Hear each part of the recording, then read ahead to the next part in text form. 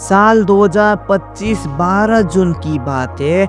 Air India flight 171 जो एक Boeing 787 a dream liner था, अहमदाबाद से लंदन के लिए उड़ान भरने वाला था। सब कुछ नॉर्मल था। प्लेन में 242 लोग थे और 230 पैसेंजर और 12 क्रू मेंबर थे। उनमें से ज़्यादातर लोग इंडियन और ब्रिटिश थे।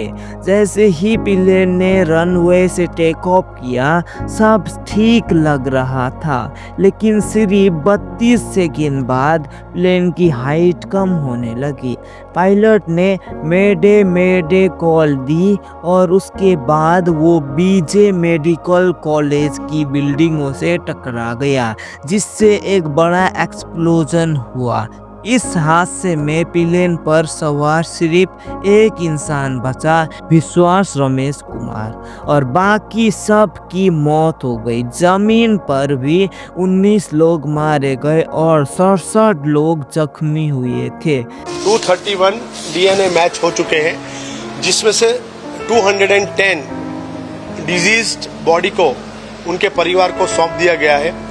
और ये 210 की बात करेंगे तो उसमें से 155 इंडियंस है, 7 पोर्टुगीज, 36 ब्रिटिशर्स, 1 कैनेडियन एंड 11 लोग नॉन पैसेंजर है।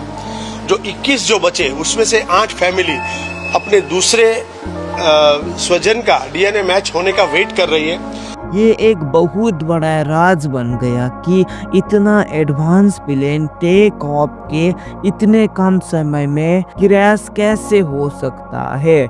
इन्वेस्टिगेशन। इस राज को सुलझाने के लिए Indian aircraft accident investigation bureau मतलब AAIB ने जांच शुरू की।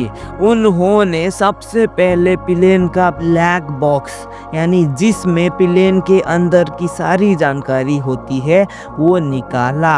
और ब्लैक बॉक्स के 2 हिस्से होते हैं।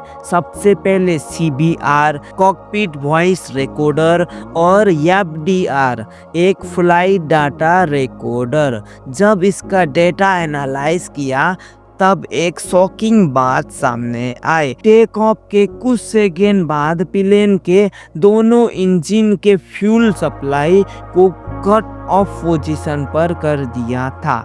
Is it possible for 2 engines of an airplane to fail at the same time? What are the odds of that? And how in the world could that happen?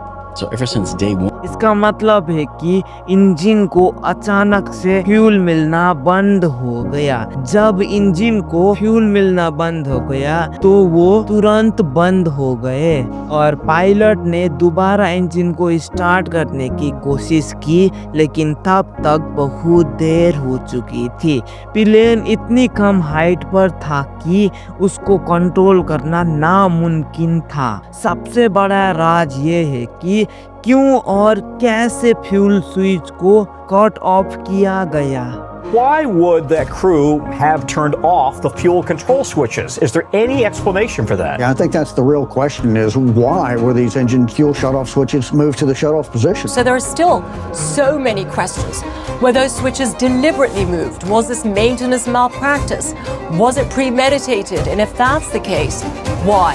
Cockpit voice recorder CBR की recording में ये भी सामने आया कि दोनों pilot एक दूसरे से उलझ रहे थे।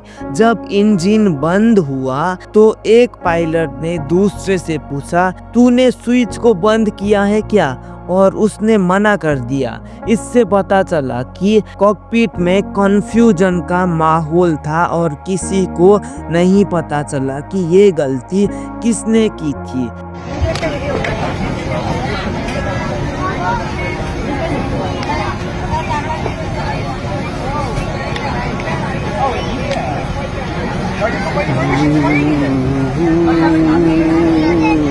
फिलहाल की जांच में ये क्लियर नहीं हो पाया कि ये जानबूझकर किया गया था या गलती से हुआ था। एक पॉसिबिलिटी ये है कि पायलट से गलती से हो गई होगी और उसने गलती से फ्यूल स्विच को कट ऑफ कर दिया होगा। पायलट के बीच चली बात से ये लगता है कि ये एक गलती ही थी, पर ये गलती किसने की इसका जवाब अभी तक नहीं मिला। कुछ लोग बोइंग 787 ड्रीमलाइनर के डिजाइन पर भी सवाल उठा रहे हैं कि क्या स्विच का डिजाइन ऐसा था कि उन्हें गलती से टच किया जा सकता था। एयर इंडिया ने इस हादसे के बाद अपने बोइंग 787 और 777 प्लेन की जांच भी की है, लेकिन कोई टेक्निकल फॉल्ट नहीं मिला है। कुछ पायलट ऑर्गेनाइजेशन ने जांच पर सवाल उठाए हैं।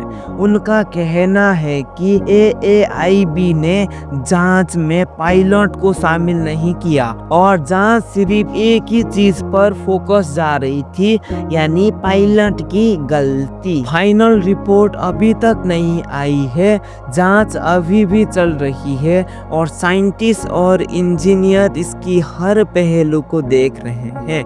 जो बात क्लियर है वो ये है कि AI-171 का क्रैश दोनों इंजन के फ्यूल सप्लाई के अचानक बंद होने से हुआ था, लेकिन क्या वो इंसान की गलती थी या कोई और वजह थी, ये अभी तक किसी को नहीं पता।